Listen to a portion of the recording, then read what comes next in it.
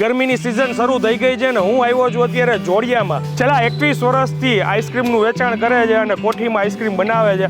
Natural સારી એવી ફેટનું દૂધ લઈ અને એનો કણીદાર આઈસ્ક્રીમ કઈ રીતે બને છે ને એ વિગતવાર પૂરો વિડિયો જોજો લાસ્ટ સુધી. આ માવોની માથે સૌથી પહેલા ખાંડ આવી ગયું દૂધ.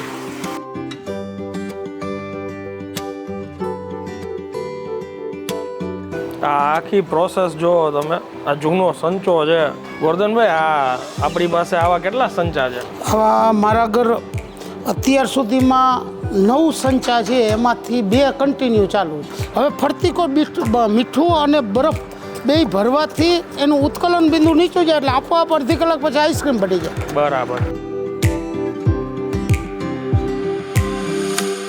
અને એકદમ ગરમી છે એટલે જો ઢીલો પડવા માંડ્યો. હા,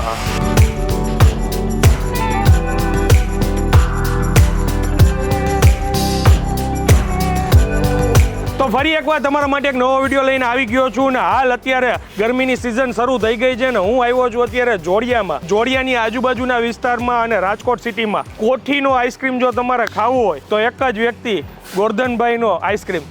છેલ્લા 21 વર્ષથી આઈસ્ક્રીમનું વેચાણ કરે છે અને કોઠીમાં આઈસ્ક્રીમ બનાવે છે.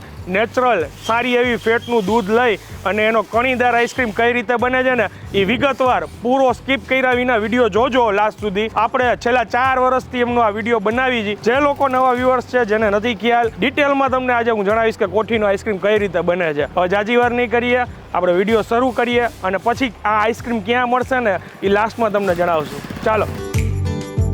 કેમ જો ગોરધનભાઈ? અરે આનંદ તો કયો આનંદભાઈ. હવે આજે જોડિયા પાછા અમે પધાર્યા છીએ અને જે લોકો આપણે નવા વ્યુઅર્સ છે એને ખ્યાલ નથી કે આપણે આજે જૂનવાણી વર્ષો જૂની પદ્ધતિ જે કોઠીનો આઈસ્ક્રીમ કઈ રીતે તૈયાર થતો હોય છે એની થોડીક આપણે ટ્રીક બતાવીએ કે કેવી રીતે આપણે તૈયાર કરીએ છીએ. તો આ એમનું મેન્યુફેક્ચરિંગ યુનિટ છે. અહીંયા મને દેખાય છે કે માવો અંદર મૂકેલો છે. માવો નાખેલો છે. ઓકે, હવે શું કરવાનું? હવે દૂધ નાખવાનું. આ માવોની માથે સૌથી પહેલા ખાંડ આવી ગયું દૂધ.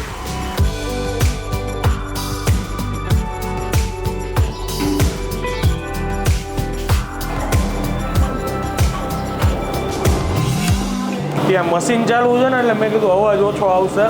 ગોરધનભાઈ, આ કેટલી મિનિટની પ્રોસેસ છે? આ અડધી કલાકની પ્રોસેસ છે દૂધ ગરમ કરવાની. પછી આપણે આપણી દુકાન છે ત્યાં આપણે આઈસ્ક્રીમ બનાવતું જે સંચામાં. હા, સંચામાં દેશી આઈટમ છે. બરફ અને મીઠું ભરીને આપણે આઈસ્ક્રીમ બનાવીએ કે જે અગાઉની પદ્ધતિ પ્રમાણે આ છે.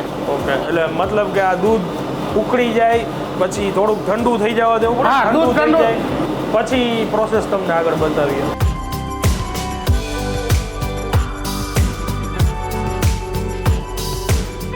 આ રીતના મેન્યુઅલી દૂધ ગરમ થઈ જાય ને પછી એને ગાળવાનું હોય છે.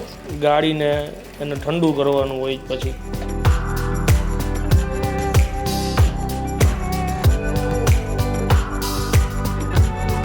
આ આખી પ્રોસેસ જો તમે, આ જૂનો સંચો છે, આપણે દૂધ કેમ નાખ્યું, પેકિંગ કેમ કરે છે એ બધું જ આપણે જોયું.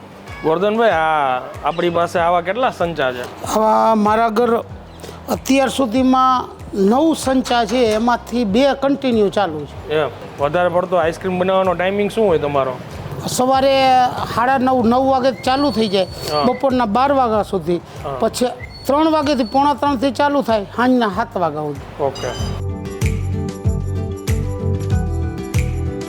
હવે આમાં આ રીતના બરફ અને મીઠું ઉમેરતું જવાનું, બરાબર ને? હા, કોઠી છે, કોઠીની અંદર દૂધ છે. દૂધ ને ઢાંકી દીધું. હવે ફરતી કોઈ મીઠું અને બરફ બે ભરવાથી એનું ઉત્કલન બિંદુ નીચું જાય એટલે આપોઆપ અડધી કલાક પછી આઈસ્ક્રીમ બની જાય. બરાબર. પ્યોર નેચરલ કે જેની અંદર કોઈ મિશ્રણ નથી. દૂધ, ખાંડ અને માવાથી જ આ બનેલી એક આઈટમ છે. અત્યારે આપણે આઈસ્ક્રીમનું આ શૂટ કર્યું, શ્રીખંડ એ લખ્યું છે. શ્રીખંડ ને શું રાખીએ? શ્રીખંડ, આઈસ્ક્રીમ અને શ્રીખંડ બે જ વેચું છું અને બે વસ્તુ મારી નેચરલ છે. શ્રીખંડ છે એ પણ દેશી પદ્ધતિથી બનાવવામાં આવે છે અને આઈસ્ક્રીમ એ દેશી પદ્ધતિથી બનાવવામાં આવે છે. ઓકે. શ્રીખંડમાં કેટલી વેરાયટી? શ્રીખંડની અંદર 2 વેરાયટી, એક કેસર શ્રીખંડ અને એક ફ્રૂટવાળો શ્રીખંડ. 2 શ્રીખંડ કે જે તમે ખાવ તો તમારા મોઢે ચડે એવી આઈટમ. અને આઈસ્ક્રીમની અંદર અમે 4 પ્રકારની બનાવી: રાજભોગ, કેસર પિસ્તા, માવા મલાઈ અને સાદો આઈસ્ક્રીમ.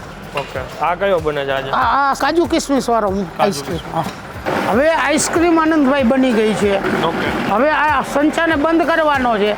આઈસ્ક્રીમને ડબરામાં ભરી અને કાજુ અને કિસમિસ મિક્સ કરવાના છે. ઉપરથી નાખી. હા. ઓકે,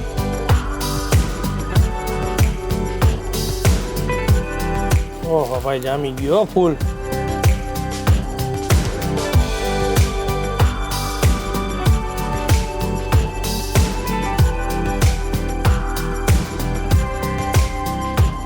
આ કણીદાર જુઓ તમે, અને લાઈવ ફ્રેશ હો, એકદમ ફ્રેશ. આની અંદર તમે જોયું કાંઈ પ્રોસેસ કરેલી કોઈ વસ્તુનો ઉપયોગ કરવામાં નથી આવતો. દૂધ નાખીને જ આ બનાવવામાં આવે છે. હવે આઈસ્ક્રીમ ડબ્બામાં નાખતા જશે અને ડ્રાયફ્રૂટ એમાં ઉમેરતા જશે, અને એકદમ ગરમી છે એટલે જો ઢીલો પડવા માંડ્યો. હા, હું એમ કહીશ કે જે લોકો હજી સુધી કદાચ આ વસ્તુ ટ્રાય નથી કરી ને, એકવાર ટ્રાય કરશો ને મોજ આવી જશે. અને સિટીમાં જે જગ્યાએ આપણે જ્યાં વેચાણ થાય છે ને, આગળ તમને એ બતાવી કે કઈ જગ્યા છે, અને ત્યાં બીજી 2-3 વસ્તુ તમને નવી ટ્રાય કરીને બતાવીએ. હાલ અત્યારે રાજકોટ સિટીમાં અમે આવ્યા છીએ સાધુ વાસવાણી રોડ ઉપર, વર્ધમાન હાઇટ્સની એક્ઝેક્ટ સામે ગણેશ કોઠી આઈસ્ક્રીમ આવે છે. બાજુમાં જ સાધુ વાસવાણી સ્કૂલ પણ છે. આવી જાવ, નજીક આવી જાવ. આ એમનો જે રેગ્યુલર આપણે આઈસ્ક્રીમ છે એ રેગ્યુલર છે. પછી આ કઈ ફ્લેવર છે ગોરધનભાઈ? એ માવા મલાઈ છે. ઓકે, અને આ કેસર પિસ્તા છે. આ આપણે ચાઈખો હા, ચાઈખો એટલે કાજુ કિસમિસ રાજભોગ છે. કાજુ કિસમિસ વાળો. આ કેસર શ્રીખંડ છે. આ ફ્રૂટ શ્રીખંડ છે. ઓકે, શ્રીખંડ આપણે ચાખવાનો બાકી હતો. નેચરલ વસ્તુ છે બધી નેચરલ. આની અંદર નેચરલ કઈ રીતે કહેવાય છે? નેચરલ, આની અંદર કોઈ બીજું મિશ્રણ છે જ નહીં. આપણે જે ઓરિજિનલ દહીંમાંથી શ્રીખંડ બને છે અને જે આઈસ્ક્રીમ છે એના ભેગું કોઈ મિશ્રણ નહીં. માવો, દૂધ અને કોઠીમાં બનાવતા હોય છે. ઓકે,